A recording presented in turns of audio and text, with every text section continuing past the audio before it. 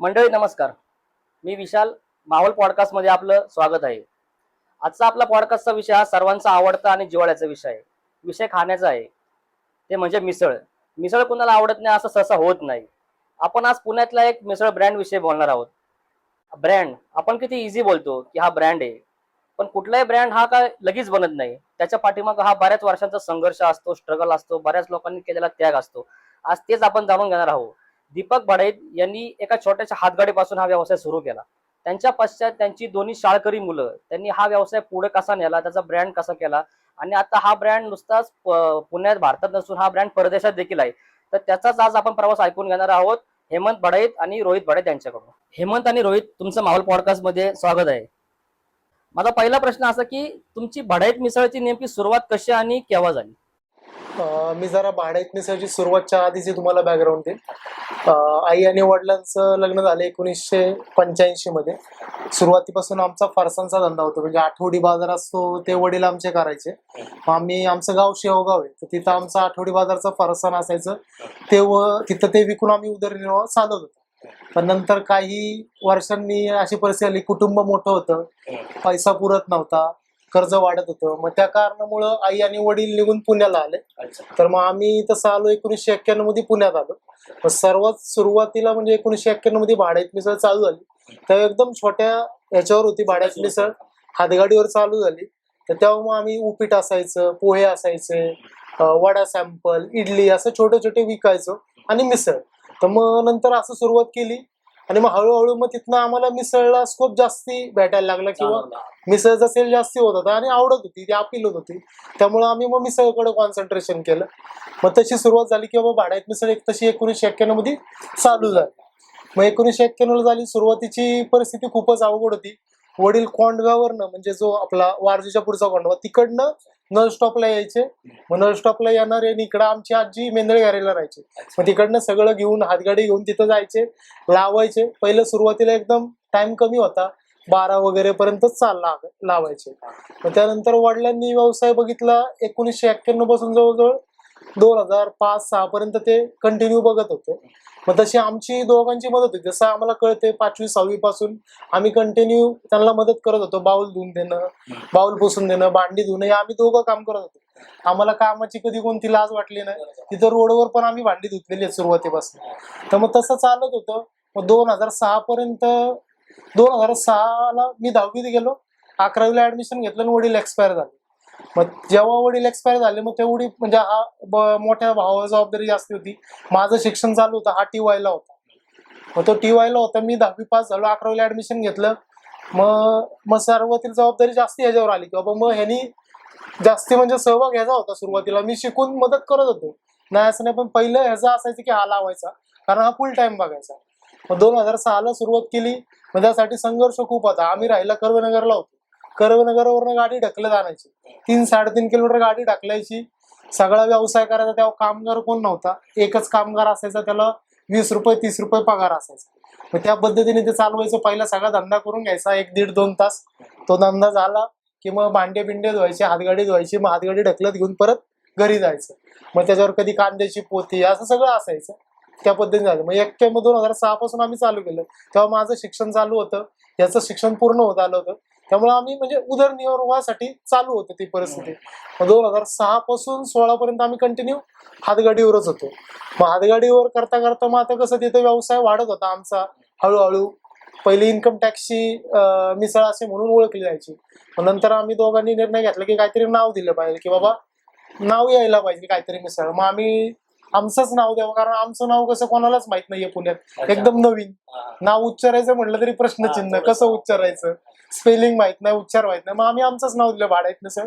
हातगाडीवर असतानाच आम्ही ब्रँडिंग चालू केलं होतं, नाव दिलं आम्ही भाड्यात मिसळ.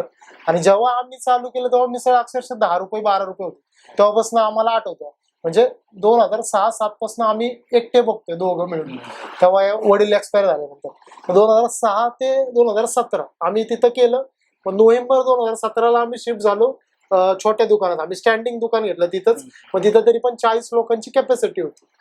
पण तसं जर अजून एक सांगायचं म्हटलं की तिथं हातगाडीवर पण खूप संघर्ष होता, आजूबाजूचा थोडा त्रास होता. कारण कसं आपल्या इथं गर्दी झाली, साहजिक आहे आपण जरी तिथं राहिलं असलं तरी त्रास होणार, गर्दी होणार, गाड्या होणार. मग थोड्याशा कंप्लेंट्स येत होत्या, अतिक्रमणचा त्रास, पाण्याचा थोडा त्रास, म्हणजे नळाचं पाणी बादल्यांनी आणायला लागायचं. ह्या आज इकडनं पाणी घ्यायचं, उद्या तिकडनं, परवा तिकडं असं फिरायला लागायचं. वॉशरूमला जायला जागा नव्हती, कुठं जाणार वॉशरूमला, एवढं म्हणजे अवघड होतं. पण आम्हाला तेव्हा काही दुःख नव्हतं, ते पण आम्ही आनंदात केलं. 2017ला आम्ही शिफ्ट झालो दुकानात. तिथं म्हणजे 50-40 लोकांचं सेटिंग होतं. ती सगळ्यात म्हणजे थोडी मोठी अचिव्हमेंट होती आमच्यासाठी. कसं होईल काय होईल प्रश्नचिन्ह होते, पण सगळं देवाच्या कृपेने चांगलं झालं. 2017ला चालू केलं. मग त्यानंतर मग आम्ही सगळं व्यवस्थित चाललं होतं, लोकांचा प्रतिसाद होता, प्रेम होतं, त्यामुळं चालत होतं. मग 2022ला आम्ही एक्सपांड केलं दुकान. मग तिथनं पुढं एकदम ग्रो घेतला. मग आमचं एक्सपोर्ट चालू झालं. आता 5-6 कंट्रीमध्ये एक्सपोर्ट होतंय. अमेझॉनवर प्रोडक्ट आहे, ऑल ओव्हर इंडिया सप्लाय. मग असं सगळं चालू आहे ओव्हरऑल. तुमचा प्रवास म्हणजे खरंच मोटिवेशनलच हा, प्रेरणादायी विषय हा. मला एक प्रश्न असा पडतो एकदम याच्यामध्ये की जेव्हा तुमचे म्हणजे वडील एक्सपायर झाले, जेव्हा तुम्हाला जाणवलं की आता ही जबाबदारी पूर्ण आपल्यावरती आली, की आता हे आपल्याला सगळं सांभाळावं लागणार आहे, तेव्हा तुमच्यावर असं काही कुठलं दडपण आलं का की आता हे कसं आपण सगळं कारण तुमचं वय पण तेव्हा लहान होतं, तेव्हा काय नक्की तुमचं तेव्हाचा तुमचा अनुभव काय? बघायला गेलं तर मी टीवायला असताना वडील वारले. बरोबर, माझ्यासमोर एक तर 2 ऑप्शन होते की ग्रॅज्युएशन पूर्ण करायचं, कमी आहे तो व्यवसाय पुढे न्यायचा. आता त्यावेळेसचे 2 ह्याच्यामध्ये कसं की मी निवडलं का मिसळ, तर एक तर काय होतं की ग्रॅज्युएशन जरी केलं तरी 2006च्या त्यावेळेसच्या ह्याच्यात आपण एक विचार केला की जो मिळणारा पगार होता ग्रॅज्युएशनच्या बेसिसवर तो 10 ते 15 हजारच होता. आता मी त्यावेळेस ग्रॅज्युएशन करता करता माझं जॅपनीसही शिकलेलो होतो. मग जॅपनीसच्या बेसिसवर मला त्यावेळेस टोयोटामध्ये बँगलोरला पण जॉब आला होता इंटरप्रिटेशनचा. पण तोही असा मी विचार काय केला, घरातला मी मोठा, मग आत्ताच वडील वारलेत, मग आपण घर सोडून कसं बाहेर जायचं बँगलोरला. मग मी नंतर असा विचार केला की नाही बाबा, आपण आहे तो व्यवसाय व्यवस्थित सांभाळावा. कारण कसं की वडिलांनी एक आपण म्हणतो ना की रोपटं लावलेलं होतं. बरोबर आहे, तिथं एक आपल्याला कुठंतरी एक चांगला बेस होता. भले त्यावेळेस असेल 2006ला ते 50 मिसळ जात असतील, तर एक आपल्याला त्यांनी सुरुवात करून दिलेली होती.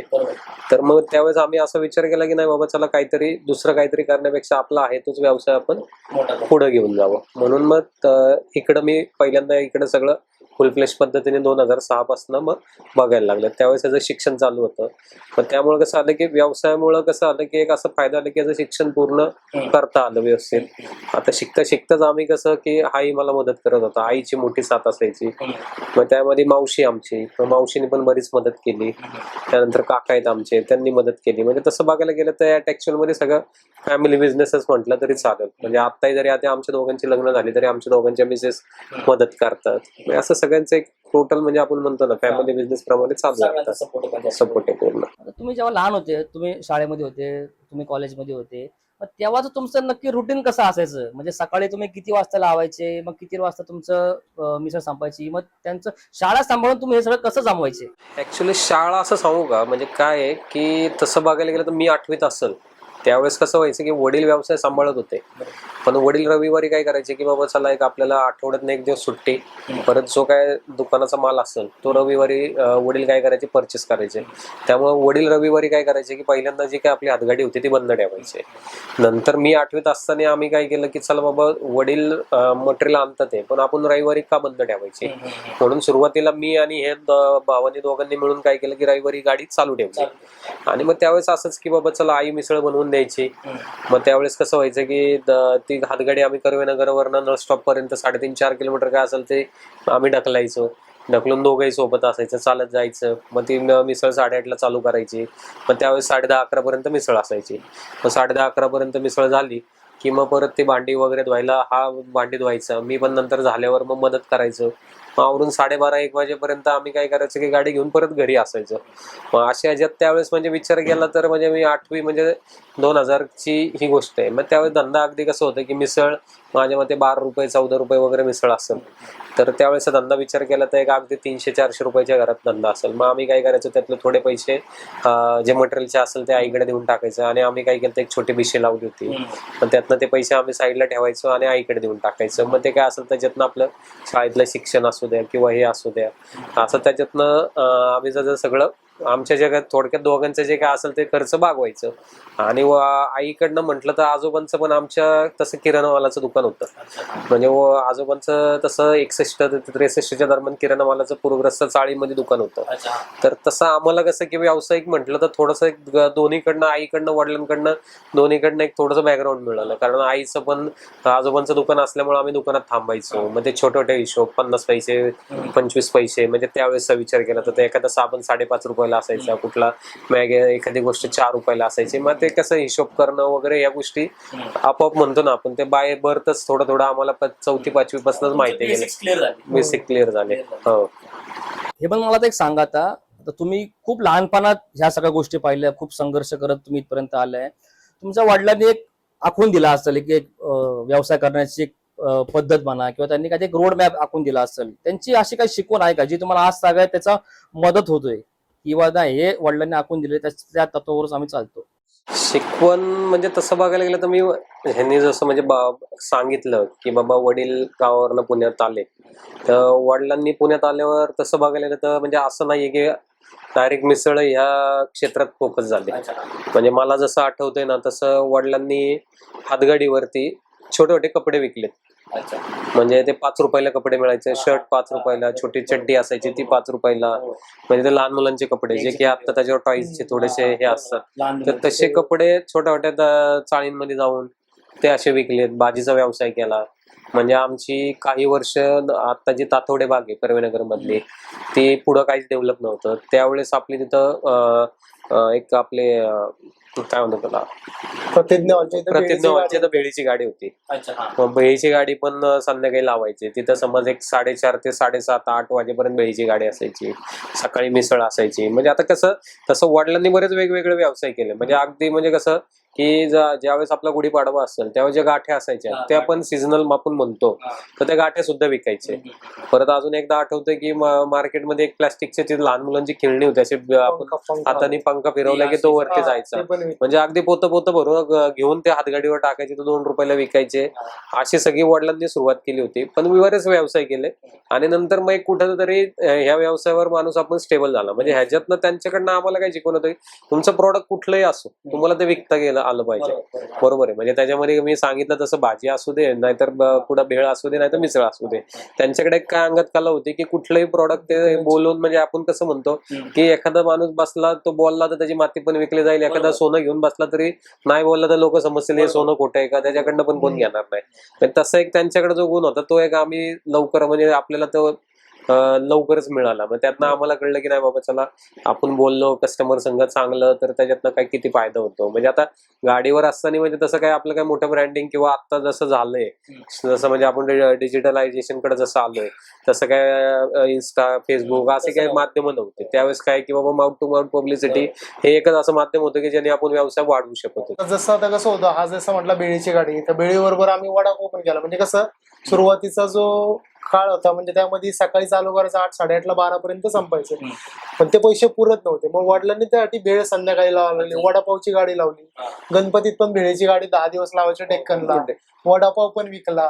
त्यानंतर आकाश कंदील पण दिवाळीत विकायचो, जोडधंदा म्हणून. की आता ते पैसे पुरत नव्हते म्हणून हे असं. त्यानंतर आपलं हे ना मात्र ब्रेस, तिथं काहीतरी गोल्डन स्वीट म्हणून होतं ना, तिथं होतं. तिथं पण आचारी म्हणून थोडे दिवस काम केलं.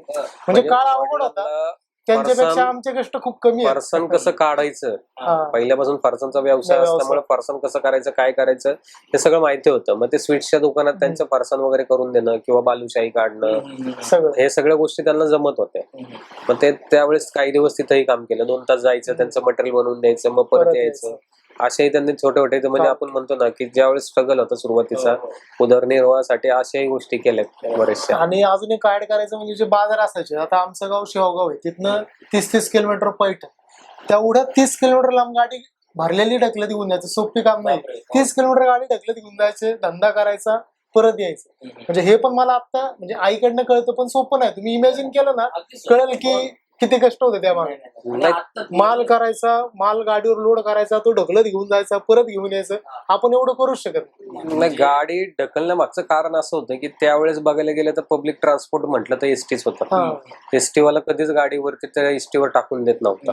मग त्यावेळेस कसं व्हायचं की मग पर्याय नाही तर मग कसं ते जे काही मटेरियल असेल ते गाडीवर ठेवायचं आणि ढकलत नाही. मग त्यामुळे त्या पद्धतीने हे करायला लागायचं.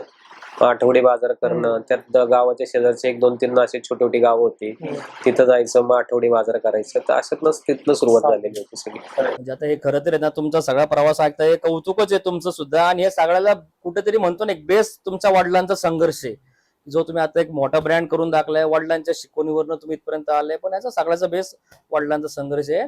तर या सर्वात तुम्हाला आता आठवतं का असं, आता तुमच्याकडे आता इतका वर्षाचा आता आपला प्रवास झाला 1991 पासून, आता आपण 2026 मध्ये आपण बसलो. आता कित्येक ग्राहकांची, कित्येक अशा कस्टमरचे तुमच्याकडे आता रेग्युलर येत असतील, किंवा ज्यांची आता काय म्हणू आपण पहिली पिढी असेल, त्यांच्या तर पुढची काही लोक आले असेल, अशा काय त्यांची आहे का तुमच्याकडे का किस्सा असा काय? आहेत अनुभव. म्हणजे आता मला पण कळतं, हा माझ्या आधीपासून आहे.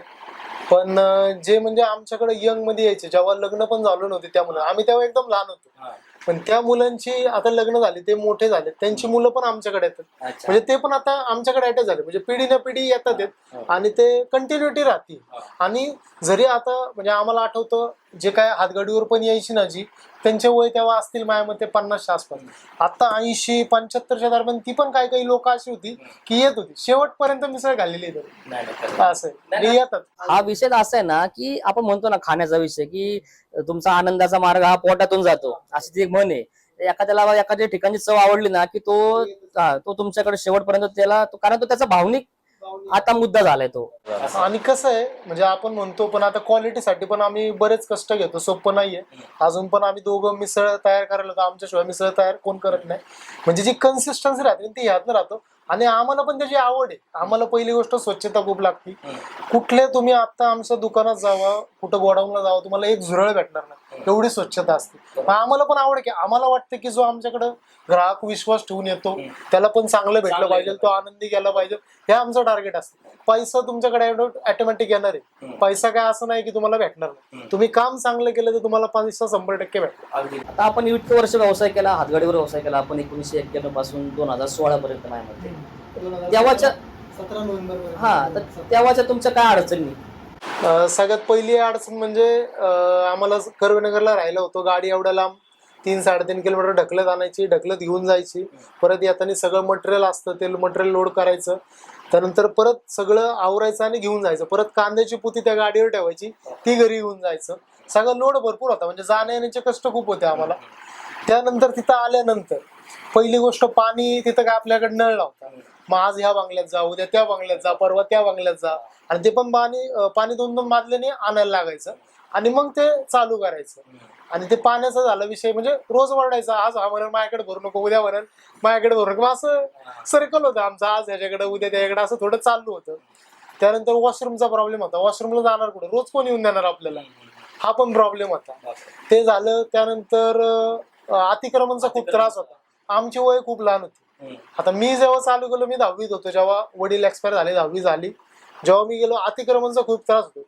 म्हणजे आज अतिक्रमणची गाडी येईल का हा प्रश्न कायम मनात असायचा, किंवा गाडी येईल का, कारण गाडी आली की सगळं रोडवरच आम्ही. त्यामुळं अवघड होतं त्यावेळेस की अतिक्रमणचं असायचं. त्यानंतर सोसायटीवाल्यांचे प्रॉब्लेम असायचे, कोणाला जायला प्रॉब्लेम होईल, हा म्हणाल तुझी गाडी इथंच लागली, तुझी गाडी तिथं, म्हणजे सगळ्यांना सांभाळून घ्यायला लागतं, सगळ्यांचे मन तुम्हाला धरायला लागतात. जर आपण कोणाशी वाद घातला तर आपण पुढे जाऊ शकत नाही, त्यामुळे वाद नाही झाला पाहिजे. त्यानंतर पावसाळ्यात खूप त्रास असायचा. पाऊस असला की धंदा करणार कसा, हातगाडीवर धंदा होणारच नाही. आणि पहिला पाऊस खूप असायचा आताच्या कम्पॅरेटिव्हली. मला जे आठवतं तेव्हा गाडी ढकलत घेऊन यायची, गाडी ढकलत आणली की पावसात भिजत ताडपत्री टाकायची, ताडपत्री टाकली की पाया घालणं, कंटिन्यू पाणी जाणार तुमच्या, जेवढा पाऊस चालू आहे तोपर्यंत. तेव्हा पावसात कस्टमर कमी, थांबायला जागा नाही, ताडपत्री लावून घ्यायची, मग धंदा चालू करायचा. म्हणजे चॅलेंजिंग होतं तेव्हाचं सगळं, असं होतं. त्यानंतर कस्टमरची पहिली आम्हाला वाट बघायला लागायची की आत्ता येतोय का, उद्या येतोय का, त्याची काळजी घेणे, त्याला रस्सा पाहिजे का, त्याला कांदा पाहिजे का, त्याला लिंबू पाहिजे का, पाव देऊ का सर, असं विचारायचो आम्ही. जोपर्यंत आम्हाला शक्य होतं तोपर्यंत आम्ही विचारत होतो. नाही, गाडीवर कसं होतं म्हणजे कस्टमरशी कंटिन्यू वन ऑन वन आपण म्हणतो ना, कॉन्टॅक्ट होता कस्टमरचा. म्हणजे एखादा कस्टमर आला, तो समोर आला की आम्हाला कळायचं की याला मिसळ कशी भरायची, म्हणजे याला मटकी हवी आहे का नको, त्याच्यामध्ये कांदा किती लागतो, तर्री किती लागतो. म्हणजे आता कसं आलं की ते कस्टमरच्या सगळ्या आवडीनिवडी माहिती असतात. म्हणजे साधा विषय अजून मिसळ सोडून दुसरीकडे विचार केला तर आपण एखाद्या पानवाल्याच्या दुकानावर जातो, तिथं 4 लोक असतात की जे पान लावतात, पण तो माणूस त्याला सांगतो की माझं पान तूच लाव. त्याच्या मागचं कारण काय होतं की ते कंटेंट सेम आहे, पण एखाद्या हातचं म्हणतो ना आपण, ते भरण्याची पद्धत वगैरे जे काय असेल ना, मग ते कस्टमर आम्हालाही तसंच व्हायचं की एखादा कस्टमर आम्ही कंटिन्यू त्याला मिसळ भरायचं ना, त्याला ते आपल्या हातने भरलेली मिसळ खूप आवडायची. म्हणजे कसं व्हायचं की कस्टमर त्यामुळे आपल्याशी कनेक्ट राहायचं. म्हणजे आणि कसं रोज कस्टमर येणारे, म्हणजे आमच्याकडे आठवड्यातनं असं व्हायचं की 4 वेळा येणारी कस्टमर आहे.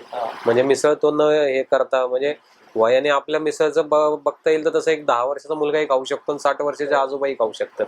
त्यामुळं आता माझ्याकडे एक असे आजोबा होते की म्हणजे माझी एखाद्या वेळेस मिसळला सुट्टी होईल किंवा एखाद्या दिवशी माझी गाडी बंद असेल पण त्यांची सुट्टी नव्हती व्हायची. ते रोज सकाळी यायचे, एक डबा असायचा, तेवढं पार्सल टाकणार त्याच्यात, तेवढं घेऊन जायचे आणि रोज मिसळ खायची. आणि आले की त्रास देणार आम्हाला, हा, तू अशीच मिसळ देतो, तू पोहे चांगले करत, पण खाणार तर रोज रोज असे होते. म्हणजे ते शेवट जोपर्यंत ते होते, माझ्या मते 7-8 वर्ष झाले असेल जाऊन, जोपर्यंत होते सकाळी रोज यायचे, गाडी चालू व्हायची आधी तेच असायचे. त्यांच्याकडे प्लेजर होती, सकाळी यायचे ते. तर मग ते आले की त्रास देणार, काय तुझी मिसळ अशी बडबड करणार, पण आम्ही काही जास्त बोलत नव्हतो, पण खाणार आमचे असं होतं. म्हणजे आपलं थोडस काय म्हणतो त्याला, आमची सहनशक्ती बघत होते. की म्हण आहे ना मराठीमध्ये, तुझं माझं जमत नाही तुझ्या वाचून करमत नाही, तसं झालं तुमचं. बरं, आता मला एक सांगा, आता म्हणजे इतकं वर्ष आपण हातगाडी केला, नंतर जेव्हा ठरलं की आता हातगाडीवरनं आपण थोडस आता पुढे जायला पाहिजे, नेक्स्ट लेवलला धंदा केला पाहिजे, मग तुम्ही जेव्हा मग दुकानात शिफ्ट झाला, ती प्रोसेस काय होती तेव्हाच? मग तुम्ही पैशाचं नियोजन कसं केलं? कारण शेवटी तो पण विषय महत्वाचा असतो. मग ती प्रोसेस तुम्ही कशी मॅनेज केली? दुकानात म्हणजे कसं की गाडीवरनं जेव्हा दुकानात शिफ्ट झालो ना, तर पैशाचं मेन चॅलेंज कसं होतं की जागा महत्वाची होती. पण एक आपण म्हणतो ना हे म्हणजे एक नशिबाने आपल्याला ती जी जागा आहे ती आपल्या दुकानाच्या शेजारीच मिळाली. मग त्यामुळे एक फायदा असा झाला की खूप काही कस्टमर आपल्या लांब नव्हता, अगदी एक 100 मीटरवर दुकान होतं आपलं. त्यामुळे सुरुवात तिथं जागा मिळाली. मग तिथं थोडंसं ते, आता त्यावेळेस आमच्या समोर असं होतं की बाबा इथं बाहेर खूप गर्दी होती म्हणून आपण आतमध्ये चांगल्या जागेत जात होतो. मग तिथेही आम्ही सुरुवातीला स्टँडिंग ठेवलं. नंतर आता कसं आहे की तिथल्या जागेचं थोडंसं खर्च वगैरे या सगळ्या गोष्टी चॅलेंज होत्या, पण त्यावेळेस ते कसं की समाऊ जरा थोडंसं इकडनं तिकडनं मदत करून आपण ते मॅनेज केलं आणि सुरुवात झाली. म्हणजे तिथं गेल्यानंतर बरेचसे कस्टमर असे होते की दिवसातले 2 फीडबॅक असायचे. म्हणजे आता कसं झालं की 25 वर्षाला ज्या माणसाने हातगाडीवर मिसळ खाल्ली तो जाऊन एखाद्या दुकानात खातोय, बरोबर आहे. तर ते काय आपण म्हणतो ना, जागेचा गुणधर्म एक असतो. म्हणजे आता एखादा कस्टमर काय म्हणायचं सकाळी की नाही राव, ते मिसळ गाडीवरच खायला मजा यायची, बरोबर आहे. आणि एक दुपारी कस्टमर यायचा, तो म्हणायचा नाही राव, आता गाडीवर पेक्षा इथं दुकानात कम्फर्टेबल वाटतं. म्हणजे एकाच कस्टमरचे 2 फीडबॅक. म्हणजे एकाला काय वाटतंय की नाही बाबा मला गाडीवर मिसळ खायला मजा यायची, एकाला काय वाटतं की नाही बाबा मला इथं आल्यानंतर मला व्यवस्थित मिसळचं ताट एखाद्या ठिकाणी ठेवून पहिल्या हातात घेऊन खायचं.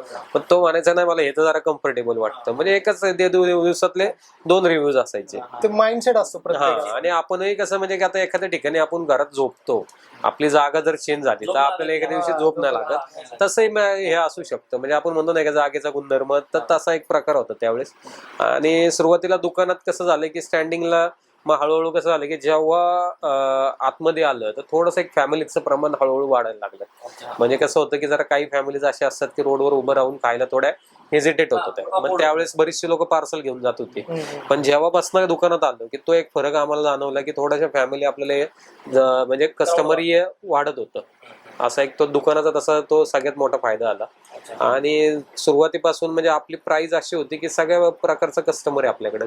आत्ताही विचार केला तर बाहेर तुम्ही कम्पॅरेटिव्हली प्राइसचा विचार केला तर आपली मिसळ त्या मानाने आपण हे ठेवलेली आहे, सगळ्यांना परवडेल अशा दरात ठेवलेली आहे. तर मग त्यामुळे सगळ्या प्रकारचे ग्राहक येतात. अजूनही तसंच आहे, पहिलंही तसंच होतं. इव्हन आमचा म्हणजे आता आम्ही जेव्हा मित्र परिवार तुमच्याकडे खायला यायचो, म्हणजे आमचा तेव्हा पण विषय व्हायचा, इव्हन आता होतो की एवढ्या प्राइस मध्ये यांना परवडतं कसं काय. म्हणजे हा आम्हाला तेव्हा सुद्धा प्रश्न पडायचा आणि आम्हाला आता सुद्धा हा प्रश्न पडतो की शेवटी मिसळ हे कसं आहे की अन्न आहे. कोण कुठल्या हेतूने खातं हा भाग वेगळा पडतो. एखादा कष्टकरी वर्गातला माणूस असेल तो पोट भरण्याकरता पण खातो आणि आवडते म्हणून पण खातो. एखादा माणूस शनिवारी की रविवारी एक एन्जॉयबल मिसळ म्हणून तो येत असतो. शेवटी कसं आहे की त्याच्यामध्ये आपल्याला डेली येणारा कस्टमर पण तेवढाच महत्वाचा आहे आणि शनिवार रविवारी येणारा तर तोही आहेच आहे. पण कसं होतं की सोमवार ते शुक्रवार तुम्हाला ऑफिसचे गिराईक असतील, तिथले येणारे जाणारे असतील, त्यांना कसं आहे की प्राइस मॅटर करते की बाबा नाही बाबा मिसळ ती 70 रुपये आहे का 100 रुपये, हे त्यांना ते 100% मॅटर करते की बाबा मिसळची प्राइस. मग आमचा हाच येतोय की बाबा चला ठीक आहे, चला आपण 70 लावतोय मिसळ, पण त्याच्यामध्ये कसं होतं की आपल्याकडे येणारा ग्राहक वर्ग आठवड्यात 3 वेळा येतोय, 4 वेळा येतोय, त्याचं रिपिटेशन जास्ती. त्यामुळे आपल्याला 2 पैसे मिळतात. मग मिसळ 2 जास्ती गेले तर आपल्याला त्याच्यातनं ठीक आहे बाबा प्रॉफिट ऑफ मार्जिन कमी आहे, पण आपल्याला थोडंसं quantity मिसळ जास्त. क्वांटिटी जास्ती जाते म्हणून ते परवडतं. नाही म्हणजे मला आता हे तुमचं सगळं ऐकून मला आता सांगायला आवडेल आमच्या पब्लिक जे बघते ते, की एवढा विचार जो बिझनेस ओनर करतो ना त्याचा ब्रँड हा ओनरच आहे.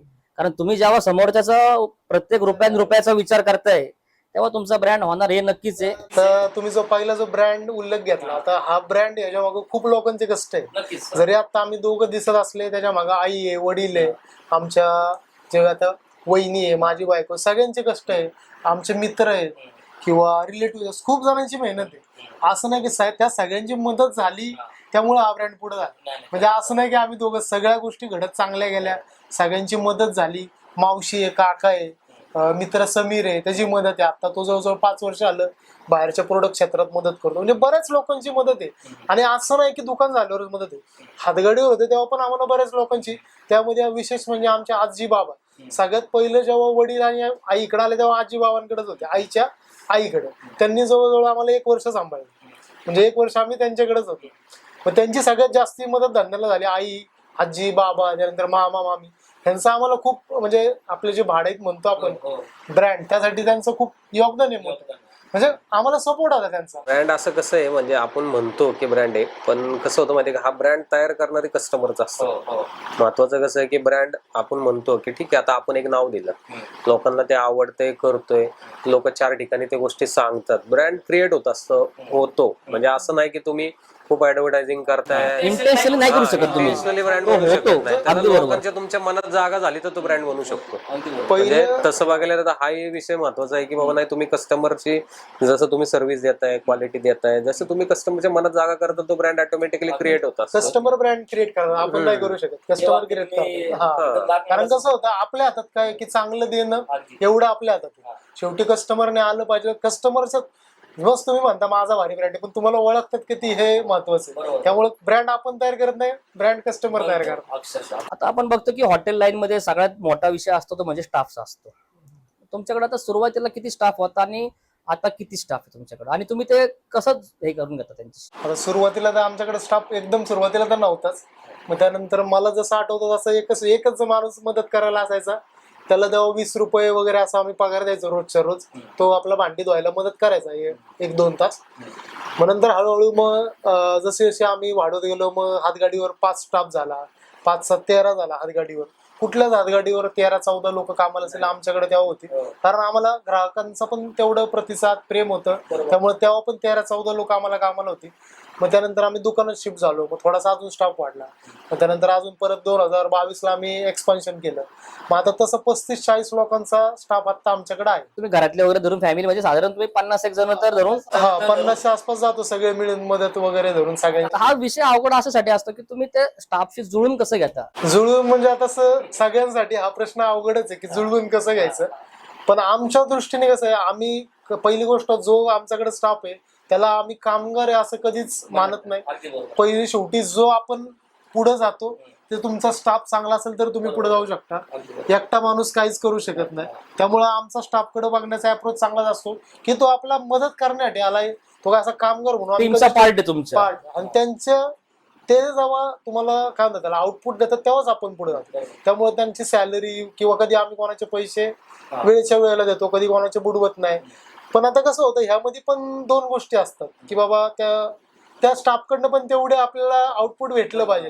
कधी कधी कसं आहे ते वन वे कम्युनिकेशन होतो. आपण किती मदत करतो पण त्याकडनं रिटर्न मध्ये तेवढे येत नाही. आता आम्ही रिटर्नची अपेक्षा सोडून दिलेली आहे. आम्हाला जेवढं चांगलं जमतं तेवढं चांगलं करत राहायचं असं आहे. त्यानंतर सुरुवातीला कसं होतं, सुट्टी नसायची स्टाफला. मग त्यानंतर आम्ही हळूहळू जसं दुकानात शिफ्ट झालो मग 15 दिवसात एक सुट्टी द्यायला लागलो.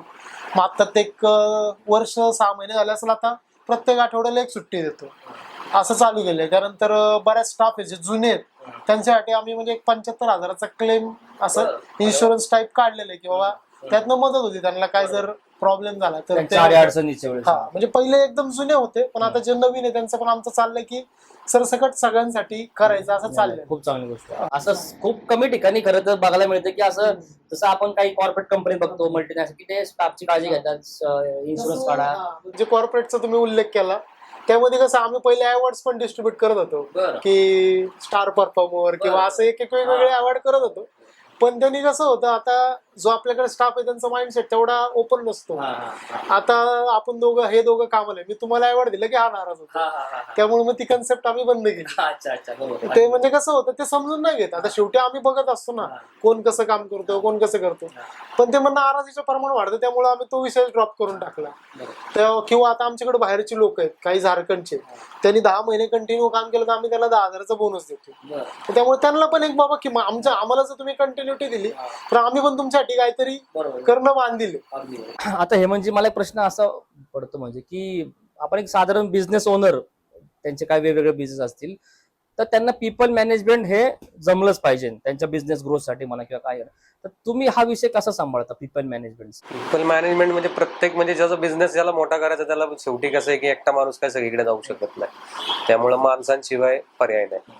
आणि त्याच्यात पण कसं असतं की आपण मॅनेजमेंट हा शब्द जिथं वापरतो तिथं कसं की स्किल वर्कर आणि अनस्किल वर्कर. म्हणजे हॉटेल लाईन मध्ये कसं असतं की एखादा मुलगा जो असतो तो किचनच्या आतमध्ये असतो, तो अनस्किल मध्ये बोलतो. म्हणजे त्याचं काम काय की बाबा त्याला मिसळ भरून देणं वगैरे पटकन. पण स्किल मध्ये कोण असतं की जो तुमचा बाहेरचा कॅप्टन आहे, तो कस्टमरशी इंटरॅक्ट होतो, पण ते स्किल वर्कर मध्ये येतात. आणि शेवटी कसं असतं तो स्किल वर्कर पण तेवढाच महत्वाचा आहे, अनस्किल पण तेवढाच महत्वाचा आहे. शेवटी कसं आहे स्किलवाला पुढे इंटरॅक्ट होतो पण जे मेन प्रोडक्ट आहे तो अनस्किलवाला देत असतो, मग तो व्यवस्थित देतोय का. परत स्टाफ टॅकल करणं हेच ह्या धंद्यामधलं मोठं चॅलेंज आहे.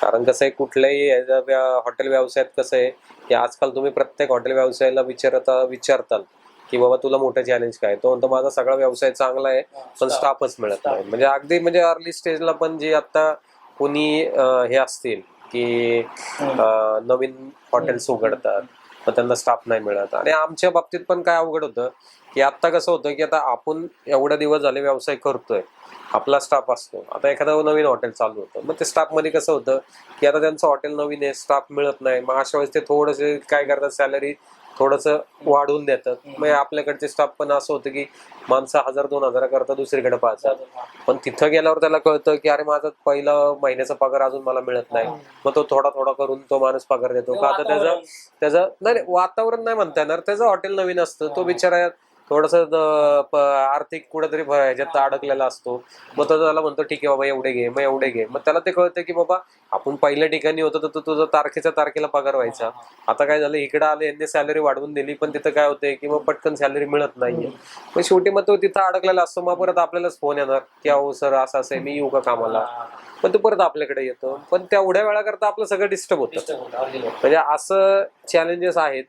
दुसरी गोष्ट कसं आहे की स्टाफ मध्ये कसं असतं, आता आज आपण म्हणतो ना की घरात 4 माणसं एकत्र राहू शकत नाही, पण तुम्हाला 50 लोक एकत्र ठेवून सांभाळायची आपली दुकानामध्ये, ते एक मोठं चॅलेंज आहे. प्रत्येकाची पटतं, कोणाचं नाही पटत, कोणाचे वाद होतात, कोणाचे काय होतं हे चालूच असतं. म्हणजे आपण म्हणतो ना की ते संपणार नाहीये, मग त्यात रोज लक्ष घालायला लागतं.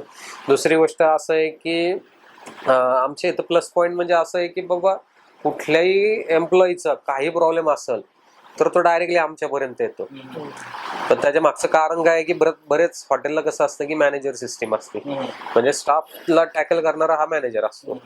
मग तो मॅनेजर काय करतो की बाबा ते काय असेल स्टाफचे प्रॉब्लेम सगळे मॅनेजर टॅकल करतो, मालकांपर्यंत प्रॉब्लेम जात नाही. पण ह्याच्यामध्ये काय होतं की आपण कसं म्हणतो की मालकांपर्यंत काही प्रॉब्लेम गेले पाहिजे, की काही खालच्या लेवलचे असे प्रॉब्लेम असतात की ते मॅनेजर नाही टॅकल करू शकत, किंवा त्या प्रॉब्लेममुळं मॅनेजरने न सांगितल्यामुळे तुमचा बराचसा स्टाफ इकडचा तिकडे पण होऊ शकतो.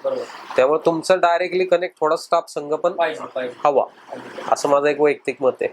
त्यामुळे ते खूप चांगलं असतं की बाबा ठीक आहे काही प्रॉब्लेम असू दे, पण ते थोडे कानावर आलेले चांगले असतात. हे म्हणजे आता मला एक सांगा की तुम्ही क्वालिटी आणि स्वच्छता ह्या गोष्टी तुम्ही कशा मॅनेज करता, क्वालिटी मेंटेन कशी ठेवता? क्वालिटीच्या बाबतीत म्हटलं तर कसं होतं की पर्सनली आमचं कसं होतं की जिथं आता आमचं किचन आहे तिथं ज्या काय गोष्टी चालतात त्याच्यावर सगळं आपलं पहिली गोष्ट कंट्रोल आहे. म्हणजे मिसळची मसाला असेल, मिसळची ओली ग्रेव्ही असेल, ह्याच्याकडे सगळं आपलं कसं होतं की बारकाईने लक्ष असतं. दुसरी गोष्ट सकाळी उठून आमचं काम कसं आहे की म्हणजे आजही आम्ही दोघं भाऊ आहेत, सकाळी येणार आम्ही 5:30ला, ती मिसळ बनवणार, वड्याचा मसाला असेल हे असेल, हे बेसिक गोष्टी आपण सकाळी बनवतो. त्यामुळे कसं आहे की येणाऱ्या ग्राहकाला वर्षानुवर्ष ती जी मिसळची जिभेला चव आहे ती रोज ती तशीच लागते. आणि दुसरी गोष्ट स्वच्छतेच्या बाबतीत म्हटलं तर कसं आहे की आता दुकानामध्ये प्रत्येकाची कामं ही दिलेली आहेत. ज्याचं जसं डिपार्टमेंट असेल, एखादा आता मुलगा किचनचा असेल त्याचं काम काय आहे की बाबा मिसळच्या प्लेट लावणारचं काउंटर असेल तर त्याचं किती ते त्यांनी जर स्वच्छ करून ठेवायचं. पार्सलवरच्या जे काय स्टाफ असेल त्यांनी आपलं आपलं किचन स्वच्छ करायचं.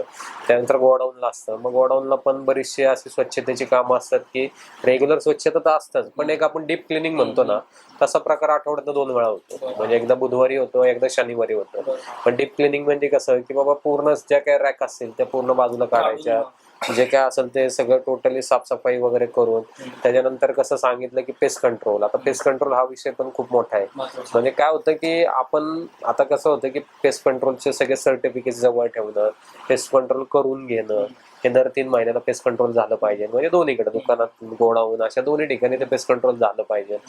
त्यानंतर पाण्याचं झालं, म्हणजे आता आपल्याकडं दुकानामध्ये जे काही पाणी आहे, म्हणजे आता बॉटल्स घेणारे कस्टमर पण आहेत, पण आमचा पण प्रयत्न असा आहे की बाबा जो कस्टमर आपल्याकडे नॉर्मली पाणी पितो त्याला इथे पाणी चांगलं फिल्टर मधलं दिलं पाहिजे. पण तिथं ती स्वच्छता असेल, किंवा आता दुकानातली बरीचशी असं आहे की आपण म्हणतो ना की दुकान संपल्यानंतर आम्ही एक असा स्पेशली माणूस ठेवलाय की तो काय करतो की दुकान संपल्यानंतर म्हणजे छोट्या छोट्या गोष्टी, फॅन, ट्यूबलाईट्स, साईडच्या जे काय आमच्या इथं फर्निचर आहे, छोटे छोटे टेबल्स असतील, हे सगळे तो काय करतो की त्याला 1-2 तासाचं काम दिलं तो त्या गोष्टींवर त्याला कामं ठरवून दिले का महिनाभरात तो ते क्लीन करत असतो. अशा प्रकारे बारकाईने स्वच्छतेवर पण लक्ष देतो. कारण कसं आहे शेवटी असं काय की स्वच्छता आपण म्हणतो ना की असेल तर तुमच्याकडे ग्राहक येईल. म्हणजे तुमच्याकडे क्वालिटी आहे पण स्वच्छता नाहीये, मग अशा ठिकाणी कसं आहे की तुम्ही चांगल्या ग्राहकांना अट्रॅक्ट नाही करू शकत.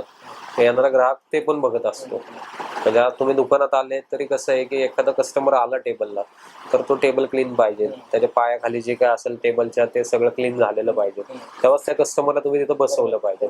हे असं बारकाईने सगळ्या गोष्टींवर लक्ष. इव्हन मला वाटतं तुमच्या इथं पण आता आम्ही जेव्हा येतो तुमचं किचन ओपनच आहे, म्हणजे ग्राहक बघू शकतात की बाबा काय चाललंय, कुठं काय बनते. त्यामुळे त्यांना पण एक एक पारदर्शकता राहते. त्यांना पण खाण्यामध्ये खाताना असं काय विचार मनात येणार नाही की अरे हे आता आपल्या पलीकडे बनलंय, कसं बनलं असेल काय नाही. त्यामुळे तो पण संतुष्टीने खाऊ शकतो. आता आपण इथं बघतो की आपले भाड्यात ब्रँडचे आपले काही प्रोडक्ट आहेत जे तुम्ही स्वतः काय बनवले. आता हा मला एक प्रश्न असा पडतो की ही आपण मॅगीचं उदाहरण घेतो की आता हे 2 मिनिटात मॅगी बनती काय. आता हे तुम्ही भाड्यात मिसळ रेडी टू कुक करायची हे कसं ठरलं, आणि हे सगळं तुम्ही हा प्रवास कसा केला म्हणजे रेडी टू कुकचा? रेडी टू कुकचं कारण असं आहे की बऱ्याच लोकांचं असं म्हणणं होतं की बाबा आम्हाला, म्हणजे आम्ही पुण्याच्या बाहेर असेल किंवा दुसरीकडे कुठं गेलो तिथं येताना आलं तर तुमची मिसळ खाता येत नाही, हा बरेच वर्ष आम्हाला लोक म्हणत होते. मग त्याच्यावर मग आम्ही थोडा विचार करत गेलो.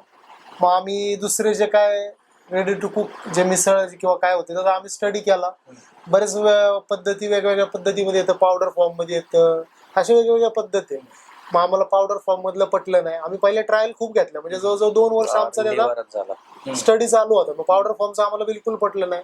मग आम्ही ग्रेव्ही स्वरूपात गेलो. म्हणजे मिसळ तुमची जशी आहे तशीच असते, सगळं तसंच, फक्त पाणी टाकायचं आणि गरम करायचं. आणि ही जी मिसळ आहे ही प्रिझर्वेटिव्ह फ्री आहे, त्यात कोणतेही प्रिझर्वेटिव्ह नाहीये आणि ती नॉर्मल टेम्परेचरला राहते. तर आता लोकांना प्रश्न पडेल की ही प्रिझर्वेटिव्ह नाही तर टिकती कशी. तर याचं सोपं लॉजिक आहे की बाबा आपण मिसळ तयार केल्यानंतर ते पॅकिंग करणारे लोक वेगळे असतात. ते काय करतात, ती मिसळ गरम करतात, थंड करतात, गरम करतात आणि परत थंड करतात. जो काही बॅक्टेरिया तो पूर्ण मारतात आणि पॅकेटमध्ये पॅकिंग करतात, त्यामुळे ती खराब होत नाही. हे सोपं त्याचं कारण आहे. मग त्यामुळे ती प्रिझर्वेटिव्ह फ्री आहे असं आहे. मग ती आम्ही माझ्या मते 2021-22 पासून आम्ही रेडी टू इट मिसळ चालू केली असं आहे. मग रेडी टू इट बरोबर मिसळ फरसाणे, मिक्स फरसाणे, मसाला शेवे हे पण प्रोडक्ट आहे. मग सुरुवातीला आम्ही इथं डिस्ट्रीब्यूट करायला सुरुवात केली. आमचा मावस भाऊ समीर म्हणून, तो सगळं आता इथलं पुण्यातलं डिस्ट्रीब्युशन बघतो. हळूहळू आम्ही ग्राहक पेठ दिला, आग्र्याच्या सगळ्या चेन कव्हर केल्या, डीमार्टला आहे, त्यानंतर दोरबजीला आहे, अमेझॉनवर सगळे प्रोडक्ट लिस्टेड आहेत, ऑल ओव्हर इंडिया सप्लाय. आणि मग हे करता करता माझा सहजा सेट करत गेलो. मग आता बाहेरनं पण लोक म्हणत होते की बाबा आम्हाला तुमची मिसळ खायची आहे, मिसळ खायची आहे. मग आता मग तसंच मग आम्ही एक ओमकार माळी सर आहे, मग ते सेमिनार अटेंड केला आम्ही. तर त्यातनं पण आम्हाला की प्रेरणा भेटली की आपण पण आपलं प्रोडक्ट एक्सपोर्ट करू शकतो. तर त्यांच्याकडनं आम्ही शिकलो की बाबा एक्सपोर्ट कसं करायचं काय. पण मेन म्हणजे प्रेरणा होती ती दिली की बाबा तुम्ही पण आपलं प्रोडक्ट एक्सपोर्ट करू शकता. मग त्यानुसार त्याला लागणारे चेंजेस फरसांमध्ये असू द्या, मिसळमध्ये असू द्या, हे चेंजेस केले.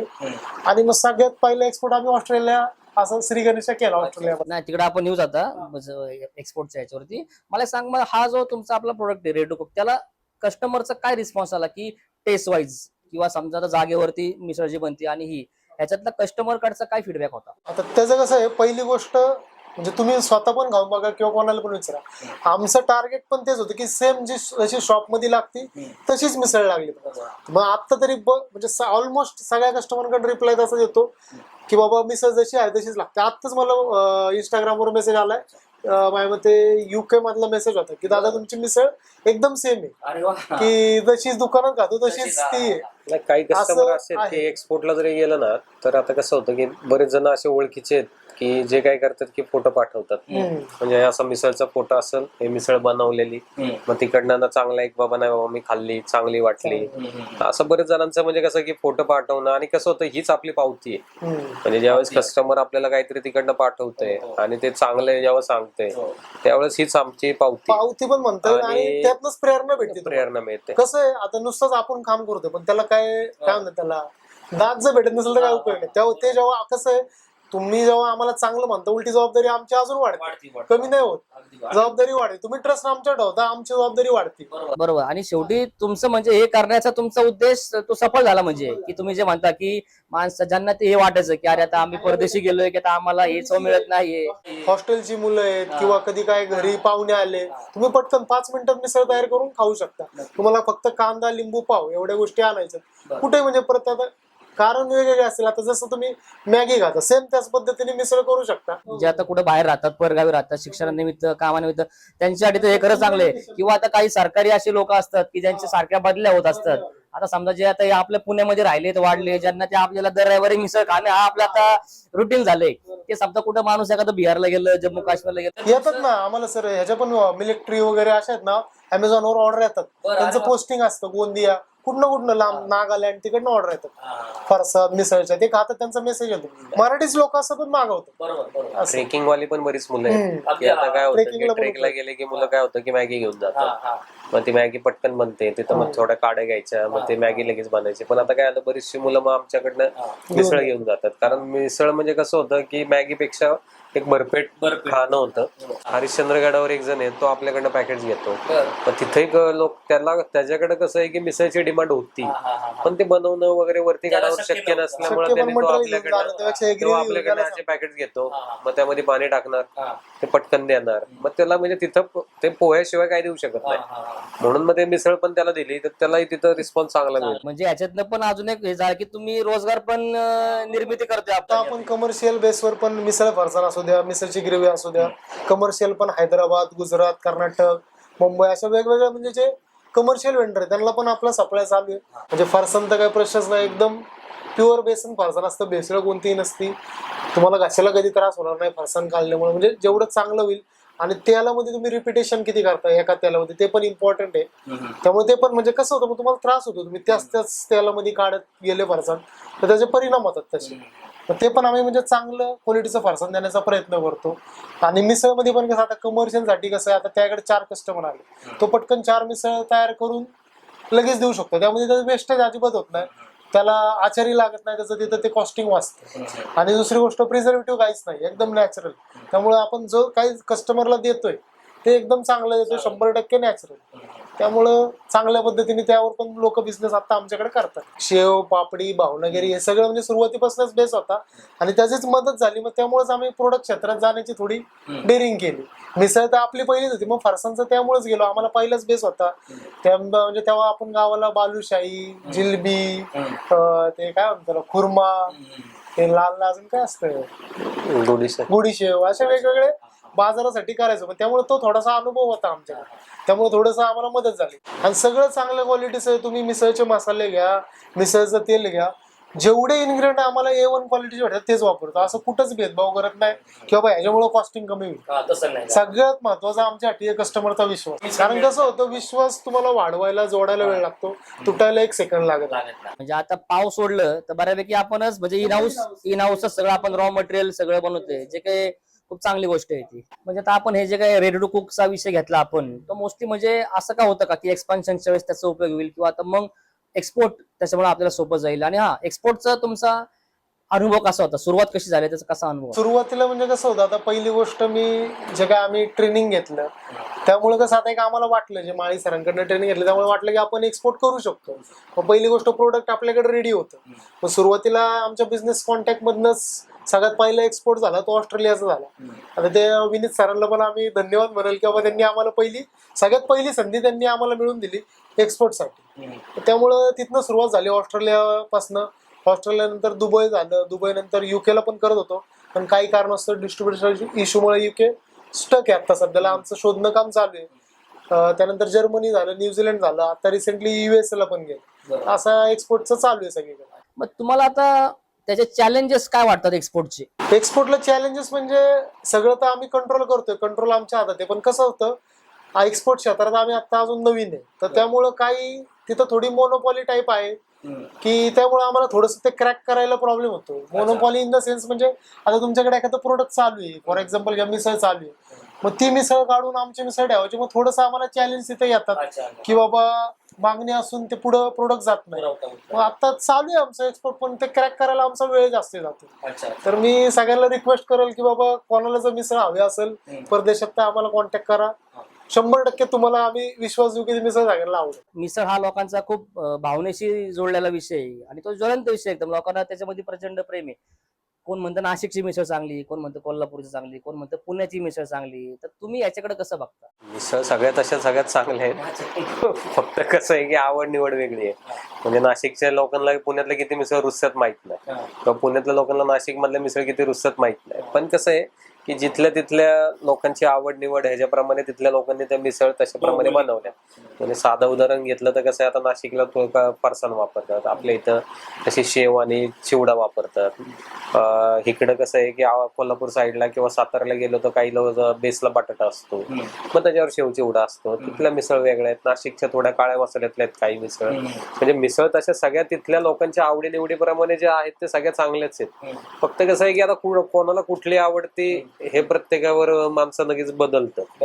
आणि तसं बघायला गेलं तर पुण्यातल्या पण सगळ्या मिसळ आहेच आहेत की ज्या सगळ्या चांगल्या आहेत. म्हणजे आता आपल्याला ज्या वर्ष 50 वर्ष झाल्यात, त्याचा अर्थ त्या मिसळ चांगल्या आहेत म्हणूनच एवढे दिवस त्या मार्केटमध्ये टिकलेले आहेत.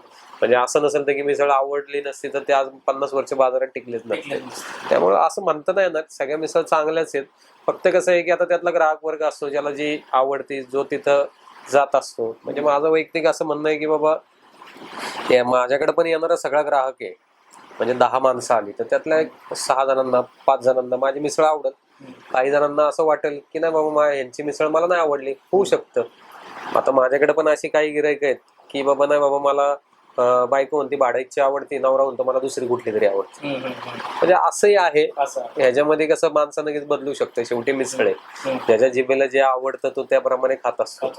पण त्यामुळे असं काय हे नाहीये की ही मिसळ चांगली, ही मिसळ, म्हणजे सगळ्या मिसळ तशा चांगल्याच आहेत. आज ज्यांना 50 वर्ष झालीत त्या मिसळला म्हटल्यावर ते कुठेतरी चांगले आहेत म्हणूनच त्या आहेत टिकलेल्या. तुम्हाला कुठली मिसळ आवडते तुमची सोडून? मिसळ तसं बघायला गेलं तर तुम्ही राजगुरुनगरच्या साईडला गेले कधी तर राजगुरुनगरच्या चौकात नवनाथ रेस्टॉरंट मध्ये, हा केड, तिथं रेस्टॉरंट आहे.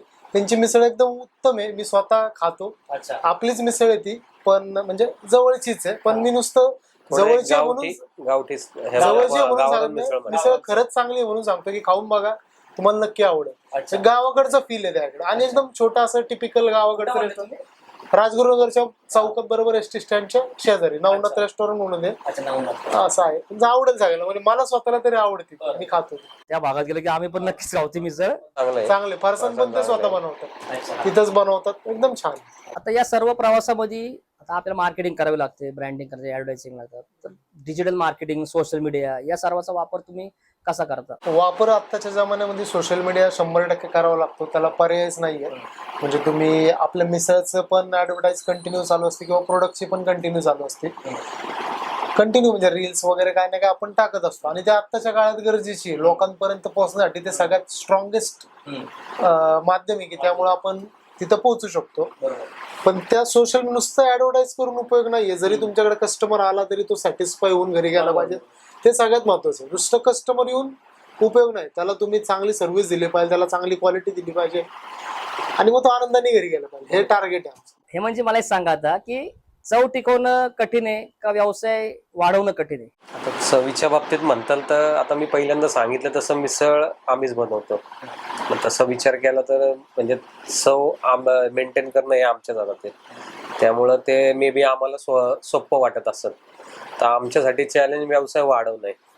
आणि दुसऱ्यांच्या दृष्टीने बघितलं तर बाहेरच्या रेस्टॉरंटमध्ये कसं असतं की शेफ बदलत असतात, बरोबर आहे. मग अशा ठिकाणी त्यांच्यासाठी चॅलेंज म्हणजे काय की चव टिकवणं आहे. आमच्यासाठी चव टिकवणं हे त्या मानाने इझी आहे, पण एक्सपान्शन करणं हे त्याच्यामध्ये आम्हाला चॅलेंज आहे खूप. म्हणजे अवघड म्हणता येणार नाही, पण चॅलेंज आहे आमच्यासाठी. कारण कसं इंटरलिंक आहे, तुम्ही चव टिकवली तर तुमचा व्यवसाय वाढवणार. पण बाहेरच्या रेस्टॉरंट वाल्यांना कसं की शेफ येत असतात, जात असतात, बदलतात, त्यामुळे त्यांना त्या गोष्टींवर जास्त चॅलेंजिंग असतं. म्हणजे जरी व्यवसाय चांगला लेवलला असेल तरी तो व्यवसाय चांगला ठेवण्यासाठी त्यांना त्या क्वालिटीचे शेफ, कंटिन्युएशन या सगळ्या गोष्टींवर खूप लक्ष द्यायला लागतं. आता जे नवीन उद्योजक येत आहेत किंवा ज्यांना स्वतःच काहीतरी करायचं असतं, स्टार्टअप म्हणा किंवा काय, तर त्यांना तुम्ही काय सांगू इच्छिता? जी गोष्ट तुम्हाला चालू करायची आहे त्याचा तुम्ही पहिला अभ्यास करा. बरोबर. अभ्यास केल्यानंतर म्हणजे चांगला डिटेल अभ्यास करा. नुसतं वेग कुठल्याही गोष्टीची माहिती घेण्यात काही पॉईंट नसतो. पूर्ण डिटेल अभ्यास करा.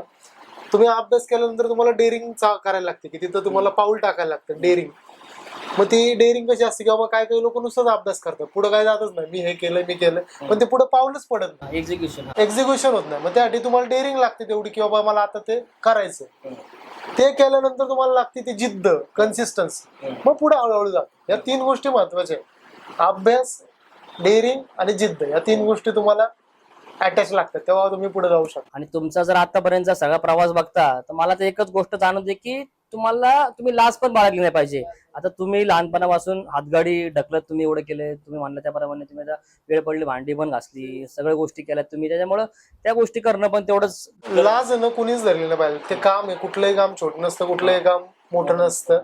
त्यामुळे कामाची लाज कधीच धरायची नाही. जो कामाची लाज धरतो त्याला पुढे जाणं जरा डिफिकल्ट.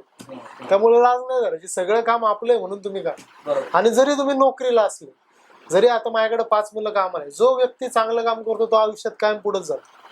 असं आहे ते. तुम्ही म्हणजे असं नाही की तुम्ही नुसतं मालक आहे म्हणून चांगलं काम केलं पाहिजे. जरी कामगार जरी असला तरी जो चांगलं काम करतो तो मालकाच्या 100% नजरेत येतो की बाबा याचं काम चांगलं आहे. पण ते येतं म्हणजे तुम्ही आयुष्यात माणूस म्हणून प्रामाणिक राहिलं पाहिजे, चांगल्या पद्धतीने काम केलं पाहिजे. तुम्ही काम सुकरपणा केला की तुम्ही जागेवरच राहता. त्यात काही म्हणजे ते नियमच आहे, तो बदलूच शकत नाही. तो मालक असू दे नाही तर कामगार असू दे, सगळ्यांना लागू होतो. बरोबर.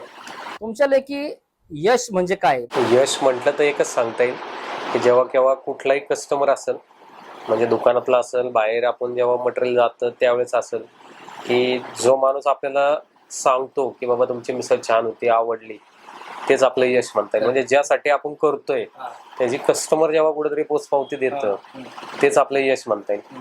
बाकी आपण मार्केटिंग वगैरे या गोष्टी तर करतच असतो, पण जेव्हा कस्टमरकडनं काहीतरी आपल्याला फीडबॅक चांगला मिळतो तेच आपलं यश म्हणता येईल. तुम्ही मोठी गोष्ट बोलला एकदम. नाही तर खूप जण मग ते काहीतरी त्यांचं उत्तर नंबर्स मध्ये असतं की ते गोळा की असं आहे, पण तुम्ही एक छोट्यामध्ये एकदम थोडक्यात त्याचं उत्तर दिलं एकदम. आमचं पहिल्यापासून म्हणणं काय आहे की तुम्हाला म्हणजे तुम्हाला डोक्यावर ठेवणारे पण कस्टमर असतात आणि खाली पाडणारे पण कस्टमर असतात. म्हणजे हे कंटिन्यू लक्षात ठेवलं पाहिजे. म्हणजे कुठलाही व्यवसाय असू द्या, शेवटी कस्टमर कुठंतरी तुम्हाला ज्या वेळेस येतात तुमच्याकडं, तुम्हाला ते आवडतं, मग कस्टमर हळूहळू तुम्हाला त्या डोक्यावर घेऊन बसतात की बाबा नाही बाबा ही मिसळ चांगली आहे, ही मिसळ चांगली आहे. पण शेवटी तुम्ही सातत्य नाही ठेवलं, ती मिसळची क्वालिटी नाही ठेवली, तेच कस्टमर तुम्हाला खाली आपटणारे पण तेच असतात. त्यामुळे दोन्हीकडनं विचार केला तर तुम्हाला कसं आहे की वरती जरी तुम्ही शिखरावर गेलात तरी तुम्हाला ते सातत्य आणि तुमचं पाव जमिनीवरच हवं. ह्या दोन गोष्टी तुम्हाला टिकवून ठेवायला लागतात. आणि बऱ्याच वेळा आहे ना कस्टमर पण आपल्याला शिकवतात. काही कस्टमर ॲरोगंट असतात, बोलतात तेव्हा आपल्याला ऐकून घ्यायला लागतं, पण त्याच गोष्टी आपल्याला शिकवतात. आणि जेव्हा आपल्याला एखादा कस्टमर जास्ती बोलतो, जे मनाला लागतं ना, तेव्हा आपण मग ती गोष्ट तेवढंच म्हणजे रिस्पॉन्सली इम्प्लिमेंट करतो. असं होतं. बऱ्याच वेळा असं होतं आम्हाला, म्हणजे काय होतं कधी कधी चुका होतात, नाही असं नाही, माणूस आहे म्हटलं की चुका काढतात.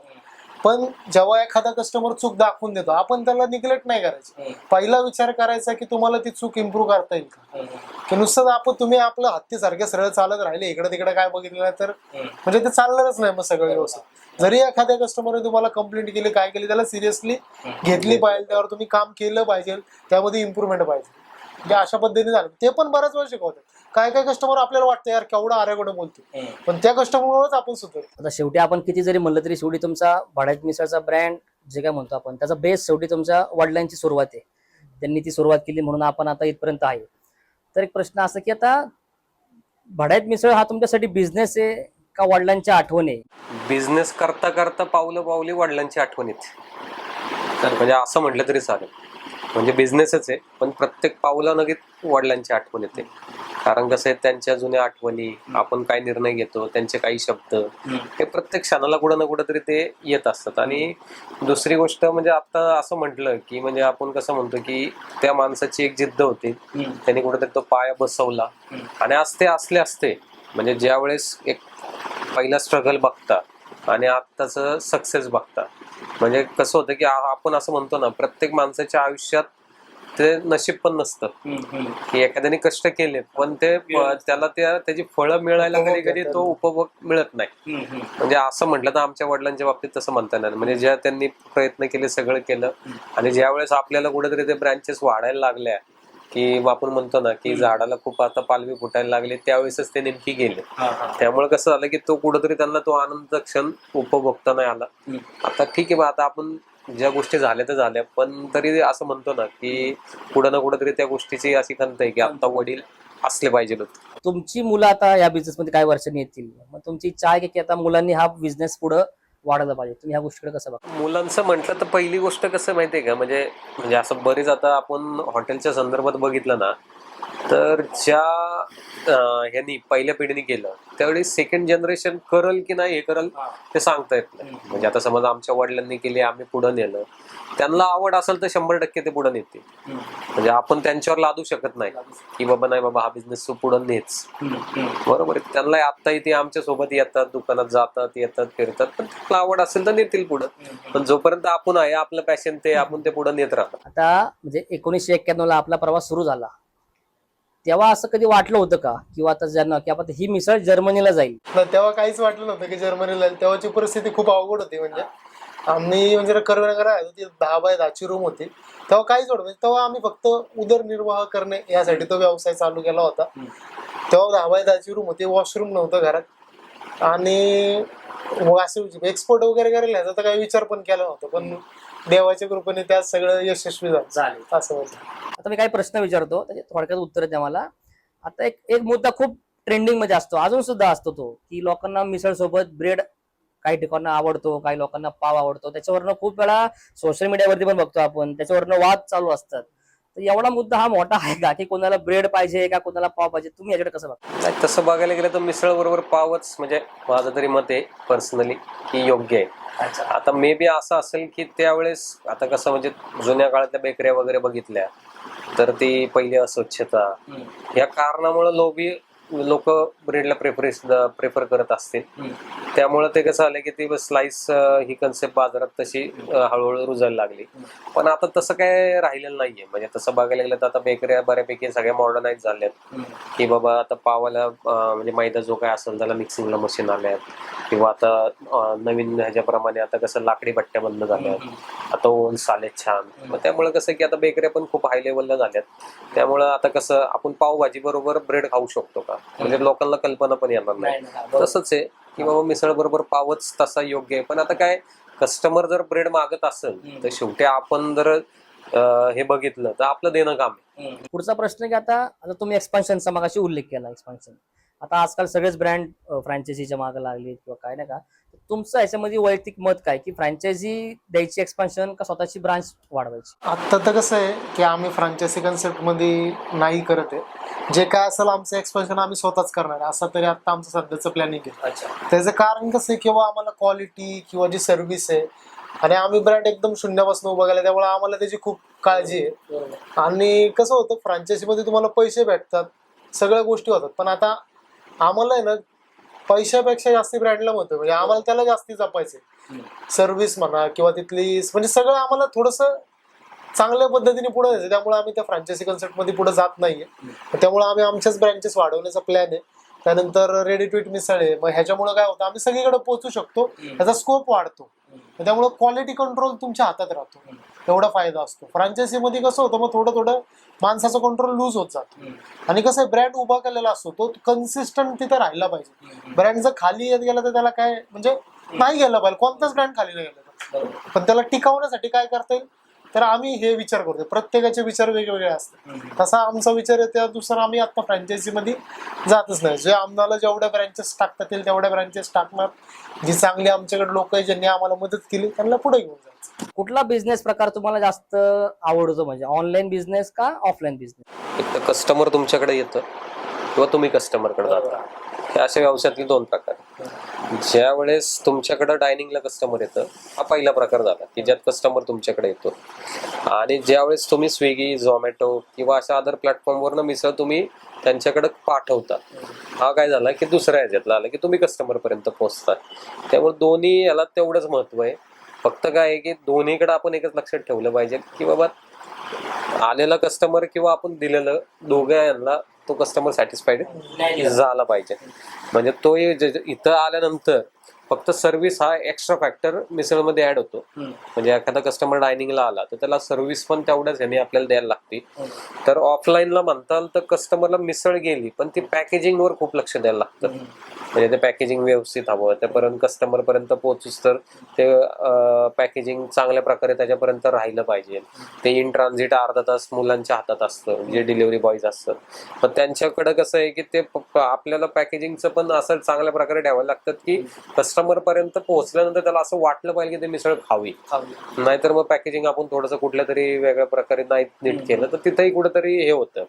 म्हणजे आणि ऑफलाईनचं म्हणताल तर आमच्याकडे काही कस्टमर असे येतात की तो येतो, मिसळ खातो आणि आम्हाला जाताना सांगतो मी बरेच दिवस झाले तुमची मिसळ मी स्विगीवर मागवतो किंवा झोमॅटोवर मागवतो, पण मी आज प्रत्यक्षात बघावं म्हटलं की तुमचं आउटलेट कुठे आहे, म्हणून तो अनुभव घ्यायला दुकानात आला. म्हणजे असं नाहीये की तुमचा जो स्विगी झोमॅटो आहे किंवा अजून प्लॅटफॉर्म आहेत की तिथनं पण बराचसा कस्टमर तुम्हाला येतात. शेवटी कसं आहे की जो डायनिंगला येतो तो तर तुम्हाला पोचपावती लगेचच देतो. पण ऑफलाईन पण आहे. म्हणजे आता तसं जग बदलतंय किंवा आपण काय म्हणतो झेनझी हा एक काही नवीन शब्द आलाय, त्याला जर तुम्हाला अट्रॅक्ट करायचं असेल तर तुम्हाला ह्या प्लॅटफॉर्मवर येणं हे गरजेचंच आहे. आणि आता याच्यात एक पॉईंट आहे, ऑनलाईन ऑफलाईन जे सांगितलं, ऑफलाईनला जर तुम्हाला काय प्रॉब्लेम आला तर तुम्ही इमिजिएटली फिक्स करू शकता, त्याला लगेच बदल करून देऊ शकता. पण जर तुम्हाला आता तुम्ही ऑनलाईनला प्रॉब्लेम आला, त्याला पाहिजे मिसळ 3 आणि त्याला मिसळ गेला 2, तर सगळ्यात मोठं चॅलेंज असतं. पहिली गोष्ट तो अर्धा तासापासून वेट करत असतो, आता मिसळ येणार आणि खाणार. त्याला 2 गेल्या की त्याचा पारा चढतो की मिसळ चुकली. म्हणजे ऑनलाईन बिझनेस मध्ये तुमची चूक अजिबात चालत नाही. म्हणजे आमच्या इथं पण 99.9 अॅक्युरसी आहे जे पार्सलवर स्टाफ आहे आमचा, त्यामुळे तिथं चुकीला अजिबात माफी नसते. कारण कसं होतं, तो पण वेट करत असतो. आता त्याला मिसळ 4 खायच्या, तुम्ही 2च दिल्या, त्याची गैरसोय होती. मग त्यामुळे मग हा एक हे होतो की बाबा तुम्हाला अॅक्युरसी जास्त ठेवायला लागते ऑनलाईन मध्ये. इथं प्रॉब्लेम काय झाला तुम्ही फिक्स करून देऊ शकता. आणि दुसरी गोष्ट इथं असेल तर तुमची इंटरॅक्शन होती कस्टमर बरोबर, भेटतो. एवढे म्हणजे दोन्हीचे ऍडव्हान्टेज डिसएडव्हान्टेज आहे. आणि दुसरी गोष्ट प्रोडक्ट जे ऑनलाईन आहेत Amazon वगैरे, त्यात कसं होतं आता ते प्रोडक्ट पहिली गोष्ट आता किंवा शॉपमध्ये असेल ह्याची लाईफ सायकल मोठी असते. म्हणजे पहिलं ते आपलं पॅकिंग होणार, गोडाऊनला राहणार, गोडाऊनमधून दुकानात येणार, डिस्ट्रीब्युटर घेणार, डिस्ट्रीब्युटरकडनं दुकानात रॅकला लागणार, मग तो घेऊन जाणार, मग तो खाणार कधी, मग यात काळ खूप जातो. आणि तो कधी कधी त्याला ऊन लागलं, कुठं काय लागलं, मग हे बरंच फॅक्टर असतात ते अफेक्ट करतात. मग ते थोडेसे कधी कधी मग ते प्रॉब्लेम सॉल्व्ह करणं चॅलेंजिंग होतं. असं ही भाड्यात रेडी टू ईट मिसळ आहे. तर याच्यात तुम्हाला फक्त पाणी टाकायचं आणि गरम करायचंय, मिसळ तयार होते. आणि याच्यात कोणतेही प्रिझर्वेटिव्ह नाही आहे, प्रिझर्वेटिव्ह फ्री भाड्यात मिसळ आहे. ही तुम्ही आज 2 बॉक्स आहे, याच्यामध्ये 2 व्हेरिएशन आहे. एका बॉक्समध्ये 4 मिसळ होतात आणि एका बॉक्समध्ये 2 मिसळ होतात. तुमच्या गरजेनुसार तुम्ही मिसळ बाय करू शकता. त्यानंतर मिसळ फरसाण आहे, मसाला शेव आहे आणि मिक्स फरसाण आहे. फरसाणमध्ये कोणतीही बेसन नाही आहे, 100% प्युअर बेसन फरसाण आहे आणि हिऱ्याचंच बेसन आपण वापरतो. तुम्ही कितीही फरसाण खाल्लं तरी तुम्हाला तेलकटपणा जाणवणार नाही. हे सगळे प्रोडक्ट Amazonवर अवेलेबल आहे. पुण्यामध्ये सगळीकडे सप्लाय आहे. अग्रज, डीमार्ट, दोराबजी इथे प्रोडक्ट्स अवेलेबल आहे. तर हेमंतजी, रोहितजी, आज तुम्ही वेळात वेळ काढून आमच्या माहोल पॉडकास्ट मध्ये आले. तुमचा सगळा प्रवास तुम्ही इथं या ठिकाणी मांडला आणि खूप प्रेरणादायी असा एक खरं तर तुमचा प्रवास आहे. नवीन माणसं परत जे आहे क्षेत्रामध्ये त्यांना शिकायला मिळेल भरपूर असं याच्यातनं. तर तुमचे आभार या ठिकाणी आल्याबद्दल. माहोल परिवाराचे पण आभार की आम्हाला तुम्ही इथं आमंत्रित केलं.